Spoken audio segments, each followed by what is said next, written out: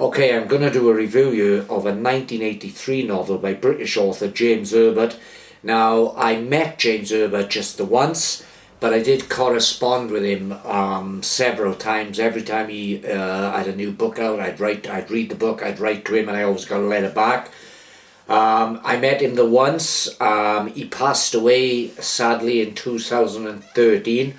But it wasn't unexpected by the people who knew him, because I saw James Herbert maybe 9-10 months before he passed, and he didn't look well then. There's also an interview on this channel where I interviewed the British author writer Guy Smith, who has also sadly passed away. And I don't think it's in the actual audio interview, which is available on YouTube, but that day we did talk about James Herbert. I happened to mention in passing to Guy that I saw him maybe a year ago, and Guy had saw him more recently than that. He bumped into him on the Underground in London, and he said he looked ill then. So I'm not sure exactly what the cause of Mr. Herbert's death was, but it wasn't unexpected. But here's the thing about James Herbert, okay? The novel I'm going to talk about today is a 1983 novel. It's called The Shrine. In terms of word count, it's probably one of James Herbert's longest books. And I'm not going to give too much away about the plot here, because it's interesting, but for some reason, if you search on YouTube, on BookTube, for James Herbert reviews, you tend to get a lot of reviews of The Rats, which of course is an iconic novel. It was his debut novel. It burst him onto the scene. It came out the same year as Stephen King's Carrie. And for a long period, James Herbert and Stephen King run parallel. In fact, there was a period in the United Kingdom where James Herbert outsold Stephen King. And in Stephen King's book, his study of horror fiction, Danse Macabre, he does have good words to say about James Herbert. James Herbert was and remains a legend of British dark fiction, horror fiction if you like. Now the book I'm going to talk about, this is A Shrine. I've read it on my Kindle Oasis, which is still my favourite Kindle. I still think it's the finest Kindle out there, and I don't understand why Amazon discontinued it. There's a lot of backlash against the recent release of the Kindle Colorsoft, and I was really interested in getting a Colorsoft, but it's one silly little thing that stopped me at the moment, and I'm going to wait for a while because there are issues with it. Apparently there's a yellow band along the bottom of the screen, but the issue that stopped me from snapping up a Kindle Colorsoft as soon as release was these two things here, these physical buttons, these live page turning buttons. I still think my Oasis, and I've got the second generation Oasis, I still think my Oasis is a perfect e-reader. Now I read The Shrine on my Kindle. I do have a physical copy, though the only physical copy I have is in this omnibus, unabridged, so it's the complete novels in here, but it's a collection of 4 of James Herbert's novels. You've got Moon, Shrine, The Dark, and Fluke. Kind of a mixture of novels there. Fluke is a lovely novel, and I'm going to talk about that one day. I'm going to do a review of that one day. I've read it many years ago. I've got to reread it, because from what I remember, it's the story of a man who dies and is reincarnated as a dog. So I've got to reread that. The Shrine, this was a reread for me. I read it back in the day. I was a voracious reader of James Herbert. I was a huge fan, as I say. Every time he had a novel out, I'd read it and I'd write to him, and he always wrote back. The one time that I physically met him, I had a chat to him, probably for about 15-20 minutes. I introduced myself. I told him who I was. I said, you know, I've written to you a number of times and you've always written back. And we had a chat. But he was a lovely man. Now, let's forget James Herbert the man. Let's brush that aside and look at James Herbert the writer. And his books, which are all still in print, have left an indelible mark on dark fiction. I don't really like the term horror fiction because it encompasses so many different styles. So I prefer to think of it as dark fiction. The Rats, wonderful. I've read that several times over the years. In fact, I reread it not so long back, and it's a little bit too gruesome for me now.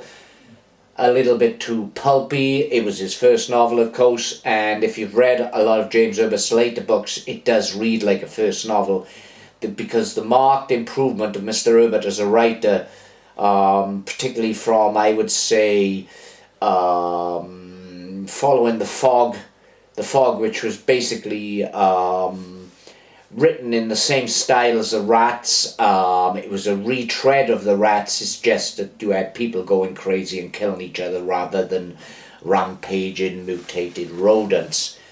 So I would say after The Fog, the remarkable progression happened, and you can see this in all of his subsequent novels. Now, the one James Herbert novel that still stands out in my mind, and is probably in terms of horror, in terms of gruesomeness, his most tame novel, and that is Magic Cottage. I think Magic Cottage is one of my favourite novels of dark fiction ever. But we've got to go back to The Shrine. Now, I'm not going to give too much away about The Shrine. It's kind of a supernatural novel. It uses a lot of religious tropes, a lot of Catholic tropes. There's a deaf, dumb, mute girl, Alice, who witnesses what she calls the Immaculate Conception. She witnesses the Virgin Mary in a field adjacent to a church, and it performs a miracle. She can speak, she can hear, and from there it becomes a kind of things just go out of control. You get pilgrims coming from all over the world, bringing their sick, they're ill, they're disabled, to try and experience the same cure that Alice had. The protagonist of the book is a reporter, a cynical reporter called Gary Finn. And the book is actually, I think it may be a little bit overlong. I think there were sections that could have been edited down and maybe made it a bit tighter, but it's a fantastic book. And the ending of the book, it's not what you'd expect. Now, I'm not going to give that away, because that would really negate the purpose of doing the review, because if I gave it away, then there'd be no reason for you to read the book, and I think that your enjoyment will be enhanced when you're reading this book, because it is written by an expert craftsman, and James Herbert was a craftsman. He was very unassuming about his writing. He kind of spoke it was workmanlike with him, the words just came from him and he just put it together, and it was a job of work. But he had an amazing innate talent that came from inside him, and you get that in this book. Yes, it is slightly overlong. I feel it could have been edited down. It's one of his bigger books, if not the biggest book. I don't want to make that sweeping statement here because I'm not sure. I'd have to double check, but I think it is Herbert's longest book.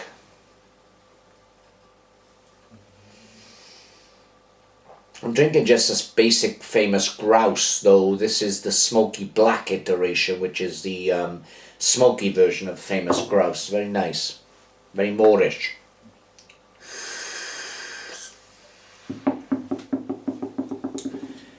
Well, as I say, anyone who hasn't read James Herbert, you need to.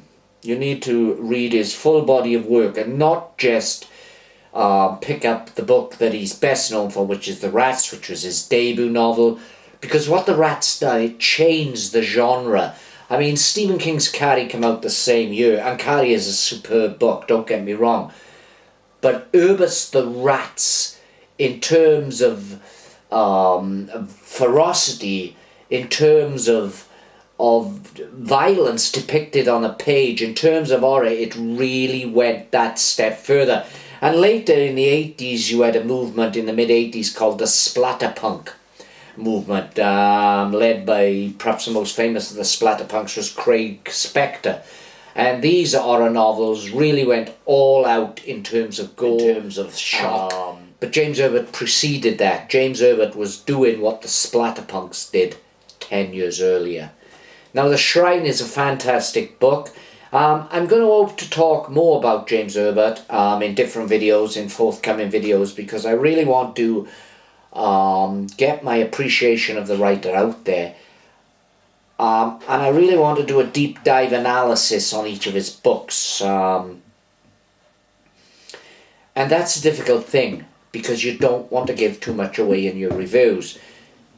So deep diving on The Shrine. All I can say is it's a religious themed book. It plays around with Catholic tropes. It ties back to something that happened during the medieval period. We learn halfway through the book that Alice was conceived in this field where this tree grows, which the tree becomes a pilgrimage point. It becomes the focus for all these miracles that appear to be happening. Alice was actually conceived in that field, but there's something evil going on, and I'm not going to give that away here. It's recently been filmed as a film called The Unholy with Negan from The Walking Dead, Jeffrey Dean Hunter in the lead role. I haven't seen the film, and to be honest, I don't want to see the film. I'm not interested. It's not had good reviews, and I don't want it to sully my feelings to the actual novel The Shrine, which, as far as I'm concerned, is a perfect novel of dark fiction, of horror. Listen, I have a story for you. Something the Examiner will love. A healing, possibly divine. A girl performing miracles after a visitation from the Virgin Mary. Chicago, New York, D.C., every demographic on this planet is eating this up. Give me the exclusive. All right, I think I got this all set up. What do you say we do a couple real easy questions? How many are gonna watch? Mary wants to reach as many people as possible. Maybe millions. There are people out there that don't believe in your miracles. How would you respond to those folks?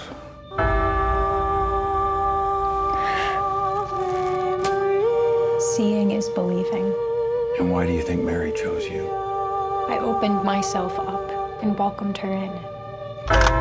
Witnesses of the Virgin Mary draw millions of faithful each year. The Vatican's been tasked to investigate this visitation from the Blessed Virgin. I have read several libraries worth on the supernatural.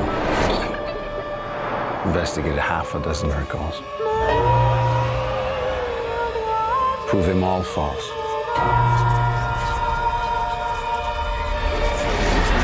She's here. You think there could be other forces at play here? When God builds a church, the devil builds a chapel next door. Don't doubt her. Doubt weakens faith. Hail Mary, full of grace, pray for us sinners, now and at the hour of our death. This is not the work of the Virgin Mary. It's the work of the unholy. Faith in evil empowers evil. Believe in her. Offer your soul to Mary. Perfect novel of dark fiction, or horror if you prefer, but that's James Herbert, probably Britain's finest horror writer ever. And when I say that, we're taking in people like Bram Stoker, another British horror writer who created Dracula who will be here forever, but I think James Herbert is the best horror dark fiction writer that Britain has ever produced, and that was The Shrine. I really urge you to read it. It'll probably be a better starting place for you than if you've never read James Herbert than starting with The Rats, because The Rats is very visceral and it's not reflective of most of James Herbert's other works. It's a brilliant book. It's brutal. There's a lot of social commentary in there, the way the rat attacks are happening around the East End of London during the 70s, when there are still bomb sites remaining from the Second World War. So yes, it does have that political aspect to it, and it is a fantastic book. But I feel that starting with The Shrine You're picking up mid-career James Herbert. When he's progressed, he's developed as a writer. The Shrine is just brilliant. There's nothing more I can say about it. Now, I haven't got a rating system for books. I was watching a video the other day. Most people review books on a 5-star system, but this guy, and I wish I remembered his name, but I have subscribed to his channel. He was rating these books on a 100-star system.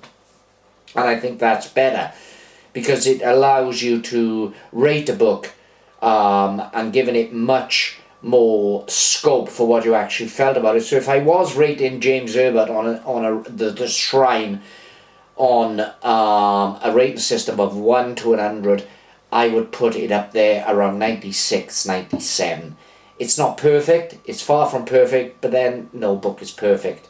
But it is a fantastic book. And I wish I could have written something like that. You know, when I was starting off my own writing career, and how do you gauge success? I mean, I've published now 15 books. All of these professionally published, not self-published. I have self-published a couple, but I've published 15, 16 books professionally with publishers. So I suppose I am a success. Financially, my success would be far more difficult to gauge. But James Herbert has always been a literary hero of mine. He remains a literary hero of mine, and I really urge you to check out The Shrine by James Herbert. It's fantastic. It really is.